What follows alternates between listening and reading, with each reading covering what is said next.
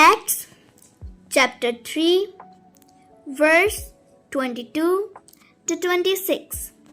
For Moses said, "The Lord your God will raise up for you a prophet like me from among your own people.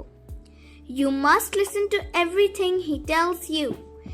Anyone who does not listen to him will be completely cut off from their people. Indeed, beginning with Samuel, all the prophets who have spoken have foretold these days, and you are heirs of the prophets and of the covenant God made with your fathers. He said to Abraham, 'Through your offsprings all people on earth will be blessed.' When God raised up his servant, he sent him first to you to bless you by turning each of you from your wicked ways. Amen."